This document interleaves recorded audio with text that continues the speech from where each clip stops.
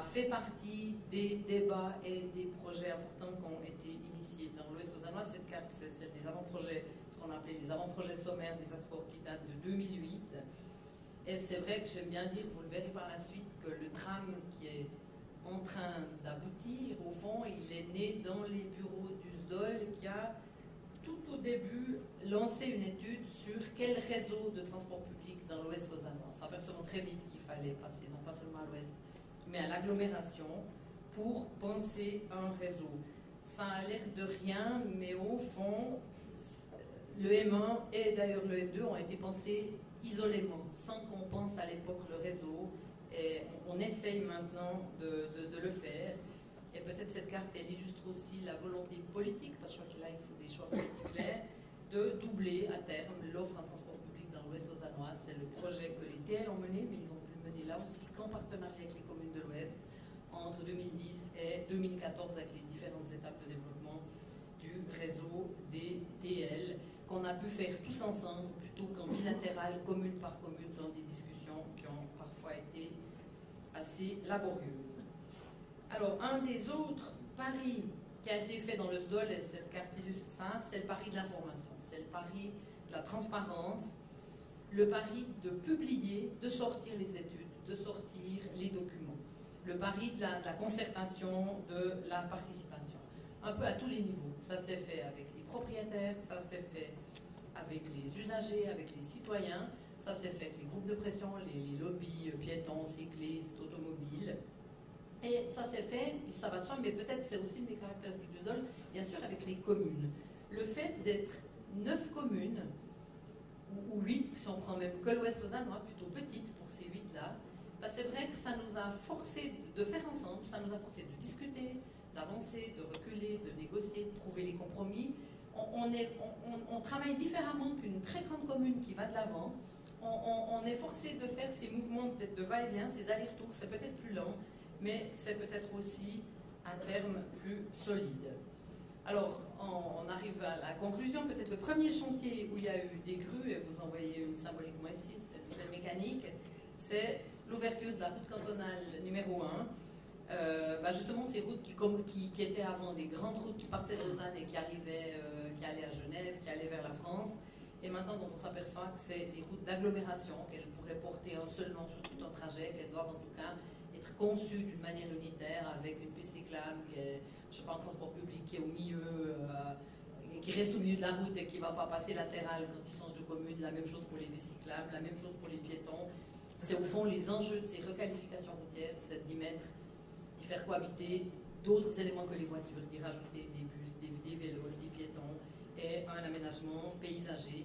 Et là, c'est un projet, par exemple, qui a été fait à cette étape-là avec les communes de Saint-Sulpice et d'Écublanc. À l'autre bout, il touche Chavannes-Lausanne et il va aussi toucher la commune de Prévrange. Vous voyez aussi le tram, dont on vous parlera après, qui a avancé son petit bonhomme de chemin, peut-être pas très visible, mais n'empêche, il y a une étude d'avant-projet sommaire, une étude d'avant-projet, l'étude de projet, elle vient d'être déposée à Berne, le tram à sa concession, la procédure d'approbation des plans vient d'être envoyée à Berne.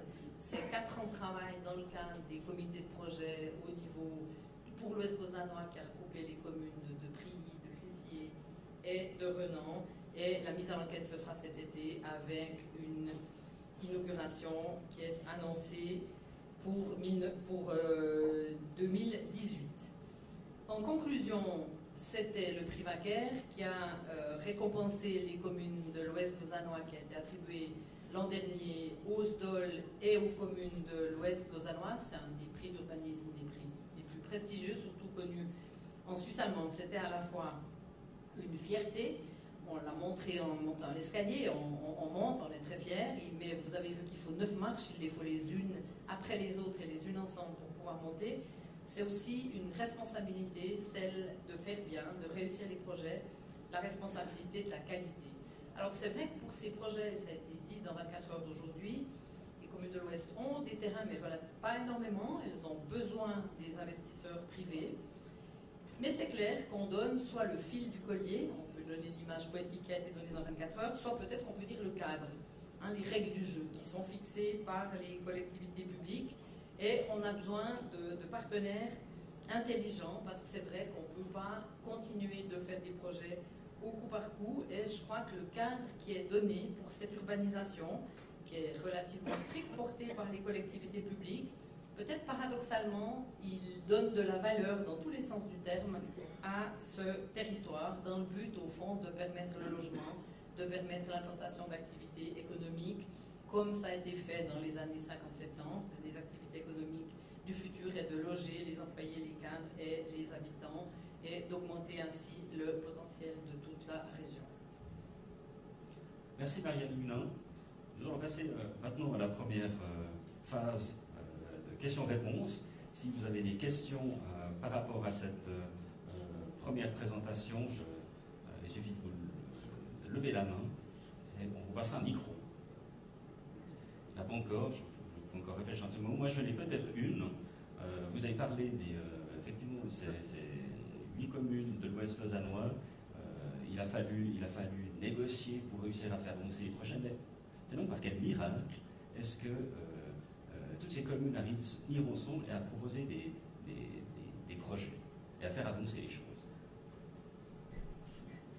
Mais je vais regarder tous mes collègues. Je crois que le miracle, c'est quand même l'intelligence du politique qui, à un moment, comprend très concrètement qu'il fait mieux et plus s'il se met ensemble.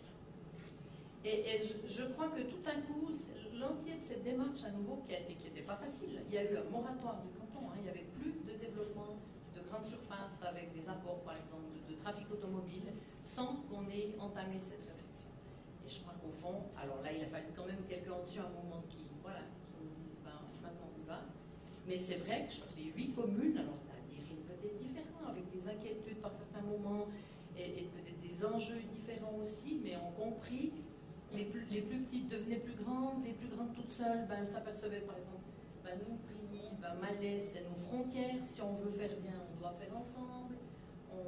Je crois quand même que ça devenait une évidence que le politique, tant au niveau d'ailleurs du législatif également, et pas seulement de l'exécutif, a aussi compris. Et je crois qu'on est devenu plus fort, et ce qui, à nouveau, ça nous a permis vraiment d'être bien présents au niveau du premier projet d'agglomération lausannoise. Merci. Y a-t-il d'autres questions de la salle? N'hésitez pas. Ce qui est fait n'est pas méchante. On a enlevé tous les rails des trams dans beaucoup de communes en Suisse, à commencer chez nos copains de Blois, et maintenant, il y a plus de trams qui fonctionnent. Non, mais vous avez raison. On a le dernier tram Arnans, c'était 1964. Je rencontre encore des tramways nostalgiques qui ont conduit ces derniers trams, qui avaient peut-être le sentiment ou l'impression qu'on faisait une bêtise, puis peut-être qu'avec les outils d'époque, c'est facile de dire maintenant que c'était une bêtise. J'entends, à l'époque, il y avait l'avènement de la voiture, du transport individualisé qui semblait pouvoir tout résoudre, puis on s'aperçoit qu'il y en a tellement trop qu'il faut faire autrement, qu'il faut remettre les gens dans des moyens de transport plus collectifs. Et c'est vrai qu'on se retrouve à remettre des trams dans nos rues. Je les ai gardés. Ils ne leur ont pas toujours laissé la place de circuler en site propre et rapidement. Parce que c'est ça l'enjeu d'un tram. L'enjeu auquel on est maintenant confronté, c'est que si on veut que les gens montent dans le tram, il faut qu'il aille vite. Il ne faut pas qu'il soit un tortillard. Mais c'est vrai qu'on refait. Mal exprimé, c'est le tram, le bus. Pourquoi? Parce que ça va plus vite, parce que ça transporte plus de gens.